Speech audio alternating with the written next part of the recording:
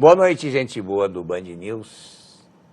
A histórica sessão do Senado desta quarta-feira, que culminou com o afastamento da presidente Dilma Rousseff, não teria ocorrido não fosse a advogada paulista que eu tenho o prazer de conversar esta noite em Salomão Dois Pontos. Juntamente que ela esteve com o jurista Miguel Reale e promotor Hélio Bicudo, ela fundamentou e redigiu o pedido de impeachment que deu origem à cassação de Dilma. Desde que o pedido foi aceito pelo presidente da Câmara, foram 9 meses de muita tensão e inúmeras idas a Brasília para defender os argumentos que acabaram embasando a acusação e a destituição de Dilma Rousseff. Sua última viagem à capital, para a sessão final do processo, foi particularmente tensa, cheia de emoção. Em sua peça final de acusação, Janaína Pascoal chegou a chorar e a pedir desculpas à presidente Dilma pelo sofrimento pelo qual estava passando. O resto é história. E minha conversa desta noite faz história, mas o Brasil deve muito a ela. Boa noite, doutora Janaína Pascoal. Boa noite, uma honra estar aqui novamente. Vou chamá-la Janaína Pascoal. Hein? Pronto, melhor. Janaína. Nós tivemos um início com o ministro Gilmar Mendes qualificando de bizarro o desfecho do processo. Como é que você sentiu isso? Olha, eu tenho dito para as pessoas, e estou sendo muito mal interpretada, por gregos e troianos, o que, aliás, não é novidade na minha vida, né? Eu tenho o dom de desagradar a gregos e troianos. Eu tenho explicado para as pessoas o seguinte, desde o princípio, o que eu digo e a Constituição diz, que o Senado Federal é soberano. Nos termos da Constituição Federal, quando se tem um crime comum, a competência é do Supremo Tribunal Federal. Quando se tem um crime de responsabilidade, a competência é do Senado Federal. Eu não posso entender que o Senado é soberano quando ele concorda comigo, porém não é soberano quando não concorda. Eu solicitei as duas penas, o afastamento e a inabilitação. O Senado votou soberanamente, concedeu o afastamento, que me parece ser o mais importante, mas entendeu por não conceder a inabilitação. Agora, tem cabimento em entender que é soberano para uma coisa e não para outra? Ele decidiu soberanamente e isso tem que ser respeitado. Incrivelmente, não só a defesa já interpôs medidas para tentar desfazer esse julgamento no Supremo Tribunal Federal, porém, os partidos que deram base, ou pelo menos apoiaram a acusação, e os movimentos sociais que também apoiaram a acusação, numa atitude, com todo respeito, esquizofrênica, foram ao Supremo para contestar essa sessão histórica. Bizarra, então, né? O bizarro é o que está acontecendo. E, Salomão, eu te digo, já foi no momento ali. Nós tínhamos conseguido uma vitória, assim, inimaginável há algum tempo atrás. No lugar dos senadores comemorarem, eles entraram em desespero generalizado.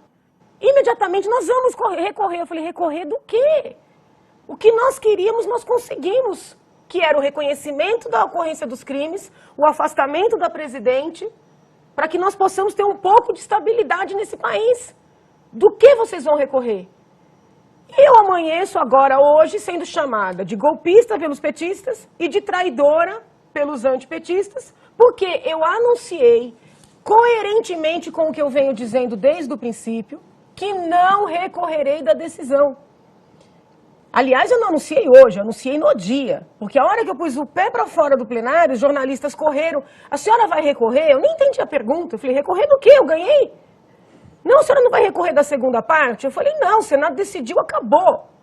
Porque pena também é mérito, isso é uma coisa que é importante que a população entenda. Não é mérito da decisão apenas condenar ou absolver. Escolher a pena para atribuir para a pessoa condenada também é mérito da decisão. E o Supremo Tribunal Federal não pode alterar decisão de mérito do Senado. É uma questão constitucional. Janaína.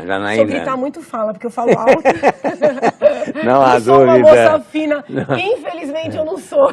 Não há dúvida de que a votação separada das consequências do impeachment, perda de mandato e dos direitos políticos foi completamente inesperada e, de certo modo, chocante. Para mim, não foi. Você não se chocou? Não me choquei pelo seguinte. Quando você entra num processo desta magnitude, você tem que contar com vários cenários.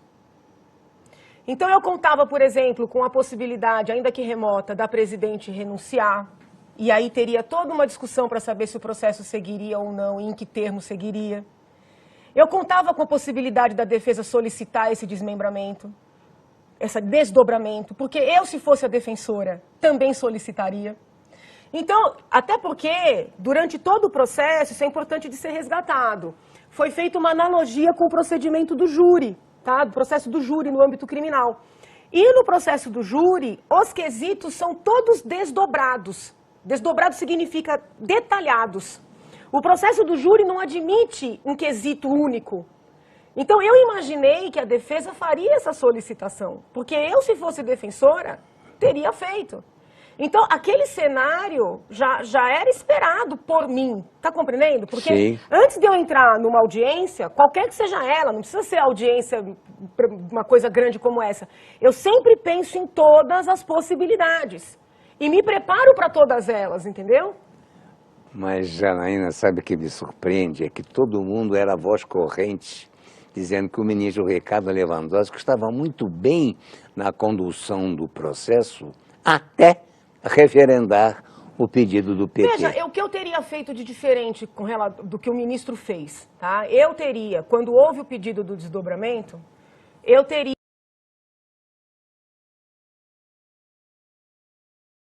Se eu fosse a presidente da sessão, teria feito isso. Porque na época do Collor, foi isso que o ministro Sidney Sanches fez. Ele submeteu ao plenário se o processo continuaria ou não. Porém, o ministro Lewandowski decidiu seguir um regimento interno da casa que dizia o seguinte: se apresentar esse tipo de proposta, tem que ser votado direto. Então, ele fundamentou a decisão dele e, ainda que não tenha sido, vamos dizer, a melhor decisão, na medida em que o plenário vota, referendou. Porque o plenário poderia ter dito sim, por exemplo, ele falou, vai aplicar essa pena, o plenário poderia ter afastado aquela iniciativa aplicando a pena, tá entendendo? Não sei se eu estou sendo clara. Na medida em que o plenário decidiu a questão... Você tem um bom tempo para ser clara, mais do que isso eu não acho possível. Referendou. Eu acho muito importante a gente resgatar o processo do Collor. Tá? O que eu fiz na semana anterior a esta semana da sessão de julgamento? Eu peguei o processo do Collor e reli todos os debates que ocorreram quando o Collor renunciou. Foi um debate riquíssimo, riquíssimo. Porque naquele momento prevalecia o entendimento de que a pena de inabilitação ela era acessória. O que significa isso?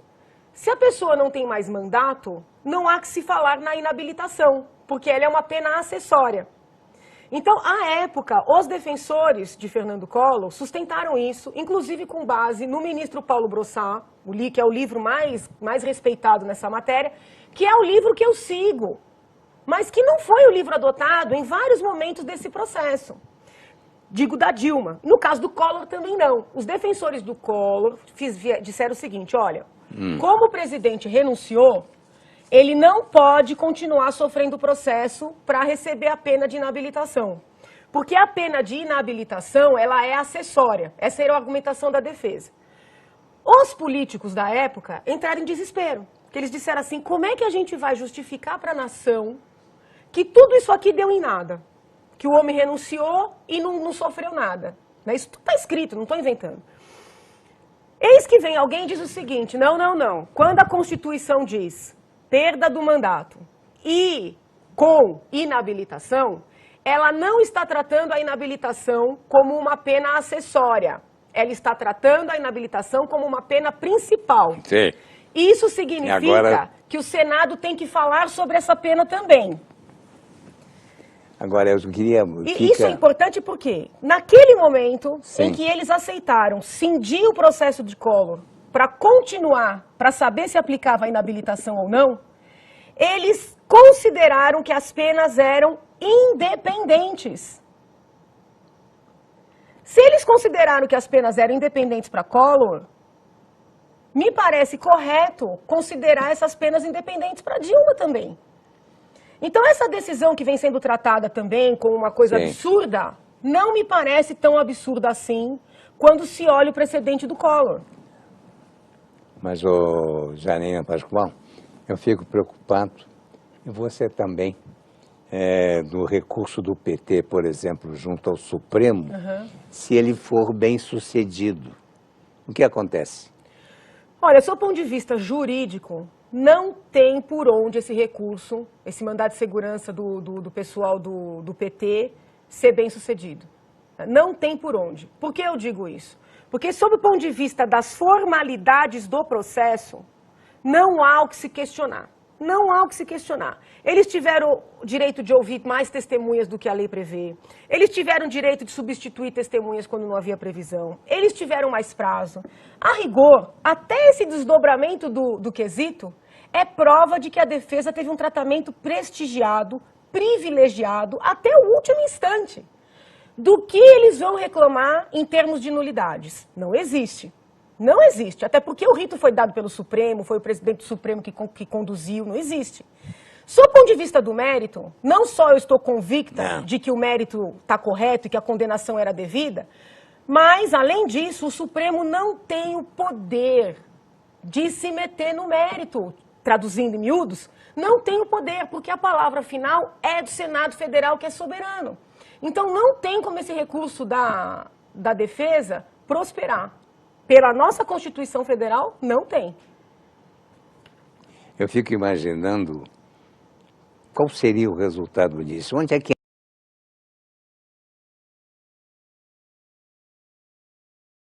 Assim, perda do mandato com inabilitação, as pessoas entendem que não poderia haver a dissociação das penas. No entanto, a verdade é que, na época do Collor, já houve a dissociação. Porque se essas penas fossem tão interdependentes assim, quando o Collor renunciou, o processo teria que ter parado, como pediam os seus defensores. Quando eles conseguiram transformar as duas penas em autônomas e seguir com o processo, eles já admitiram essa dissociação. E eu, coerentemente com as minhas teses, a minha tese de doutoramento, que inclusive foi feita sob orientação do professor Reale, diz o seguinte: nenhum juiz está obrigado a aplicar a pena máxima. A pena máxima é o máximo até onde o aplicador do direito pode ir. No caso ali, o Senado era aplicador do direito. Como é que pode se sustentar que o Senado não tem o poder de fazer uma individualização da pena? O princípio da individualização da pena está acima do com da Constituição. O que o Senado fez foi individualizar. Sabe, Janine, eu fico olhando você com esse vestido branco. Eu fico preocupado quando penso na sua segurança. Você tem tomado alguma medida, algum jeito para você ministrar a você e seus amigos qualquer problema de segurança? Eu acho assim, como as pessoas me conhecem muito, eu não estou indo para lugares assim muito públicos, entendeu? Até porque tem tido muito trabalho, nem tem condição de ficar passeando muito. Mas assim, nada de excepcional, não. De alguma forma você tem agora, realmente, você não pensa na sua segurança, mas você toma precauções, né? Você toma precauções quanto a você, sua família. Olha, as precauções são essas, entendeu? Evitar lugares muito públicos, porque agora eu estou conseguindo não só inimizade com o pessoal do PT, mas inimizade com o pessoal da extrema-direita, vamos dizer assim, né? Porque agora eles querem fazer crer que eu sou petista. Então, assim, é uma esquizofrenia tão generalizada, né, que as pessoas... Porque o que acontece? É um país em que se mente tanto, que quando aparece um ser humano que fala a verdade... Aí ninguém acredita. Parece aquela... Não tem uma peça de Gil Vicente que fala todo mundo mente, ninguém diz a verdade? O alto da fé. Sim, então assim, é mais ou menos isso, né? Mente-se tanto que quando alguém diz a verdade, né, por que você não vai recorrer? Eu não vou recorrer porque o Senado é soberano. Não vou recorrer porque eu acho que isso não é favorável para a nossa causa. Nós já ganhamos, nós já conseguimos o afastamento, né? Não vou recorrer. Ah, mas com quem ela está aliada, né? Por quê? Porque as pessoas estão acostumadas à mentira. Isso é triste, mas é verdade. Como é que a rua está chamando você? Como é que a rua está tratando As você? pessoas do povo só me param para me abraçar, para me agradecer, para dizer que estão rezando por mim e para fazer selfie. Para fazer selfies, muito. Eu estou parecendo um Papai Noel de shopping. Agora, no horizonte político nosso, temos uma outra cassação aqui, que é do Eduardo Cunha, que, aliás, deu início ao processo, deu início a uma reação da Câmara com relação a Dilma Rousseff. Como é que... Não é uma ironia isso? Ele agora ser penalizado? Olha, eu de verdade, eu não conheço eu sou muito assim, eu gosto de ler as coisas para falar, sabe? Eu sou muito criteriosa nisso, Sim. Eu não gosto de opinar sem ver os documentos. Eu não conheço os autos do processo de Eduardo Cunha, tá?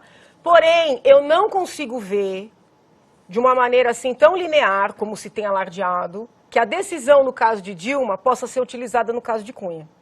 Porque o processo de impeachment, ele é um processo muito especial. Ele é um processo que já é classificado como um processo jurídico-político. Ele é um processo em que o plenário do Senado é o competente sobre a presidência do presidente do Supremo Tribunal Federal. Eu acho que ele só faz jurisprudência para um possível futuro processo de impeachment. Qualquer tipo de ilação, no sentido de pegar essa decisão para aplicar para outros casos, me parece que é inadequado. Ele vai ouvir você e contrata você. Acho que não, eu tô falando contra ele, né? Eu tô falando contra ele, né? Eu tô dizendo que não pode pegar emprestada essa decisão pro caso dele, então acho que ele não vai querer me contratar, não. Janaína, com relação ao nosso presidente Temer, que é seu colega... De faculdade, seu né? colega de ofício. Sim, de faculdade. Isso é até uma coisa interessante, porque eu não conheço o presidente Michel Temer pessoalmente, eu não conheço. Eu nunca estive sequer no mesmo ambiente que ele, então... Também nunca votei nele. Eu gosto de lembrar, quem votou em Michel Temer foram os petistas. Todos os meus amigos e familiares petistas votaram em Michel Temer ao votarem em Dilma Rousseff. Eu gosto de lembrá-los disso. Agora, ele estudou na mesma faculdade, né? Se a gente pensar sobre aquela coisa meio teoria da conspiração do Largo São Francisco, né? Sim. São 3 são franciscanos, Hélio Bicudo, Reale Júnior e Janaína, entrando com um processo de impeachment que acaba, ainda que indiretamente, favorecendo um outro São Franciscano, né? Então, assim, me acusam de golpe, talvez possa ter sido aí, pela ironia do destino, um golpe São Franciscano, né? Que expectativa você tem na gestão dele, nesses 2 anos e meio? A minha expectativa é que a formação de constitucionalista que ele tem seja determinante nesses 2 anos de mandato, tá? Porque uma pessoa que tem uma formação no âmbito do direito constitucional, ela está capacitada para fortalecer as instituições. E eu entendo que o PT no governo reduziu muito o valor das nossas instituições. Porque o modo PT de administrar é um modo de vassalagem. O PT é muito assim, se você está comigo, você é correto, você é bom, você merece crédito. Se você discorda, você não merece. E isso desmerece o valor das instituições. Eu acho que um perfil de um constitucionalista, não estou falando de Michel Temer, mas um constitucionalista, neste momento é importante.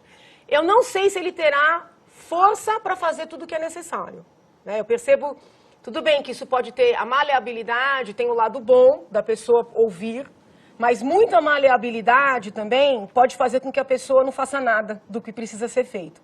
Então eu não conheço bem... Eu não sei se ele tem uma personalidade firme o suficiente para fazer o que precisa ser feito. Uma pessoa firme tem que estar preparada para ser criticada, para ser xingada, para ser odiada. E ainda assim seguindo o que é necessário. Como é que você vê a vida agora da doutora Janaína Pascoal? É tão engraçado isso, porque as pessoas têm me perguntado assim, as jornalistas, principalmente as moças, elas me ligam e dizem assim, a senhora não está se sentindo com um vazio, assim, né? E eu rio, eu falo para elas assim, meninas, eu não estava precisando de uma causa para viver, entendeu? Eu tenho uma vida, né? Eu tenho uma carreira, eu tenho meus projetos. Eu só me enfiei nessa confusão porque eu entendi que era necessário para ajudar meu país. Porque eu vi que quem tinha poder, dinheiro, condições, não ia fazer, entendeu? Eu procurei muita gente antes de eu me meter nisso. Então, assim, tudo que eu quero, aquilo que eu falei na minha fala final lá, voltar para a tranquilidade do anonimato, a verdade é essa, isso é tudo que eu quero, entendeu? Quero poder voltar para a minha vida, eu estou com as minhas pesquisas paradas, eu estou com um monte de coisa parada em função desse processo, né? Então, assim, só o que eu quero é a vida normal. Como é que você... Causou a você alguma espécie, alguma diferença quando você notou alguma coisa no processo do impeachment que você não faria? Você voltaria a fazer de novo? No processo? É. Então, com todo o sofrimento, com todas as dificuldades que não são poucas, com todas as críticas que vêm dos mais variados lados, eu faria tudo de novo. Isso não quer dizer que possa acontecer agora. Como assim? Não, que o Supremo venha com uma nova versão. Se acontecer do Supremo descumprir a Constituição Federal e anular a sessão, se isso acontecer, haverá uma nova sessão neste mesmo processo. Entendeu? Então, se eventualmente o Supremo, seja com base na impugnação da defesa, seja com base na impugnação desse povo todo que estava com a acusação e está fazendo essa barbaridade. Né? É bom que estejam filmando, porque eu estou avisando. Eu estou avisando os partidos todos, eu estou avisando os movimentos todos. O que eles estão fazendo é uma barbaridade, é uma temeridade, é uma irresponsabilidade. Se em função dessa avalanche de recursos e mandados de segurança e quejandos aí, alguma coisa acontecer no sentido de anular a sessão, será feita uma nova sessão. No mesmo processo, entende? Não tem necessidade de entrar com um novo pedido. Porém, na eventualidade disso ocorrer, eu gosto de lembrar que a lei diz o seguinte, se em 180 dias o processo não terminar, a presidente afastada volta para o seu cargo. Então, se eventualmente algum desses N recursos levar a uma anulação da sessão, no dia seguinte o presidente Dilma está empossado, está reempossado. Como é que você vê isso? Olha, eu fiz o que Veja, eu fiz tudo o que eu podia, o que o meu preparo jurídico, né, me possibilitou para ajudar o país. Mas eu não posso impedir as pessoas de procederem conforme elas entendem que é o certo, entendeu? O meu limite é fazer isso aqui, é alertar. Eu alerto aqui, eu alertei pelo Twitter, eu alertei por e-mail para aquelas pessoas que eu tinha e-mail, tentar explicar o erro que eles estão cometendo. Mais do que isso eu não posso fazer, só posso lamentar. E o Brasil, como fica depois do impeachment? Olha, eu acho que esse processo, ele foi muito positivo para a nação. A nação amadureceu muito. Né? Antes desse processo, as pessoas não sabiam exatamente o que era responsabilidade fiscal, não entendiam bem o que era um processo de impeachment, não estavam muito preocupadas com a política. Hoje elas se sentem parte, elas querem compreender, e não são só aqueles que estão engajados em movimentos, as pessoas comuns. E compreenderam muito mais com as suas explicações. Olha, eu vou no supermercado, as pessoas me param para fazer um selfie para tirar dúvida. Então, assim, eu só peço, por favor, não fotografe o pacote de papel higiênico, né, porque ficaria esquisito. Mas, assim, eu acho que esse amadurecimento é um ganho muito grande, sabe? Ele é um ganho muito grande. E outra, eu penso que nós demos um exemplo para o mundo, porque no mundo todo tipo de mudança tem acontecido como? Com sangue, com revolução, com golpe, com gente na rua, com arma, com violência. E nós conseguimos fazer uma mudança muito significativa, tudo dentro de um processo transparente, público, correto, constitucional, entende? Eu acho que isso é uma conquista que ninguém vai nos tirar. Janaína Pascoal, muito obrigado. Eu que agradeço a honra. Valeu muito, viu, Janaína? Eu que agradeço a honra, sempre uma honra. Quero ficar com esse seu sorriso de fé, de esperança, de boa coisa, na boa causa em que você se meteu. e que nós aplaudimos e torcemos para que dê certo. Obrigado, Janaína Pascoal. Obrigada, Parabéns. eu que agradeço.